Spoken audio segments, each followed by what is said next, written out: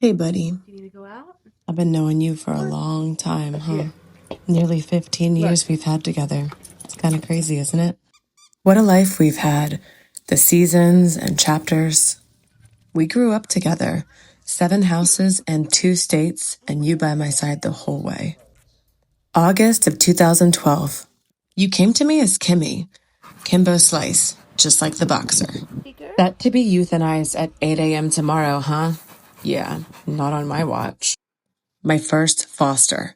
They said you'd had a terrible beginning. There was some legality around the situation, and the guy who bred you got caught doing some pretty bad things to dogs and fled town, leaving you behind. A bait dog, tied to the fence for several weeks, with one other dog who looked just like you and presumed to be your brother, surviving on just grass and rainwater. Some lady took you in and brought you to animal control. They said your ears had been docked with a box cutter, likely on a concrete floor. They were so scabbed when you came to me. I put Neosporin on them for weeks until they started to look better. I looked for your brother for years. I never did find him. My first foster fail. You were just 6 months old, a baby, and I was 24, a baby myself. Can you believe I named you Diesel, the first name you ever had, without knowing? Wild. I wonder how many parks, hikes, and walks we've done over the years. Remember that night you took yourself for a walk down the street to the Coliseum on your own? I can't believe I didn't lose you that night. I'm so glad I didn't. You were really down for it all. You hopped in the car and did that drive to Boston with me so many times. You remember all the snow that fell that first year we moved? We had to get you snow boots. Come here. You were just 3 years old, but you embraced it. Come on. You really were so protective of me. As long as Diesel was around, I was safe. I'd be okay no matter what. Teaching you to growl on command was funny at first. What? But boy, did that come in handy a few times. Remember that guy you chased out of the house? He broke in while I was doing laundry, and when I froze in fear, you chased him all the way to the fence, biting at his ankles as he hopped over. Thanks for that, by the way. You really made everything less scary. Remember when the firemen came and you jumped in the neighbor's lap? You were so scared of them.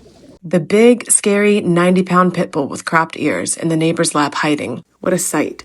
She still calls you Cupcake, by the way. My road dog. My absolute road dog. Remember that one trip home? It took 13 hours, but you didn't care. You went to Mom's house for the night and had to get some stitches later. We still don't know what happened.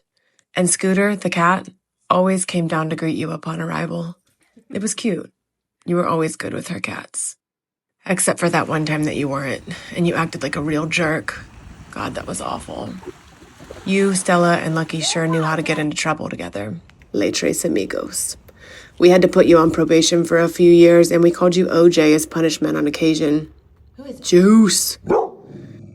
Remember when we used to say if you had a career, you'd be a mailman? Get this guy a pair of Velcro Reeboks, stat. He needs them for his route. Oh, buddy. You let me dress you up in any costume, towel, or blanket. You didn't care if you looked like E.T. so long as you could just be a part of the crew, hanging out with everybody. I'm just happy to be there. And I mean, talk about the party dog of the century, huh? The ultimate party dog.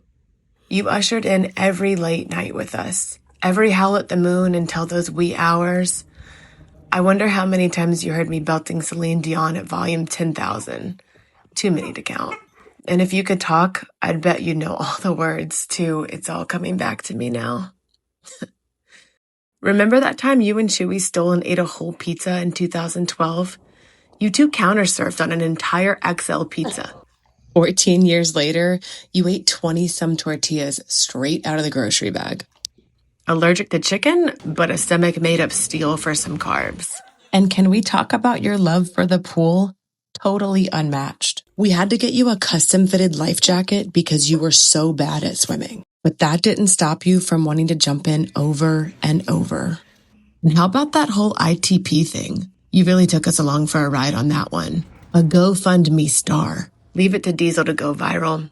I'll be endlessly thankful to everyone who threw a couple or a lot of bones our way for that one. Everyone was so generous. I remain eternally grateful to so many people for extending your life and giving me another 4 years with my most favorite guy on the planet, Diesel. My familiar, I'm going to miss you so much. It's a thing, you know, the dog you get in your 20s. That's you, the dog who walked beside me for a decade and a half, my longest relationship and my first baby, Murphy's brother, and a foster friend to over 20 dogs. Michael's stepdog, my soul dog, my shadow, my very best friend. It really is the end of an era, and wow, will there be a whole crew waiting there for you. My baby Squee, my Diesel D. What a privilege it has been to love you well into your senior years.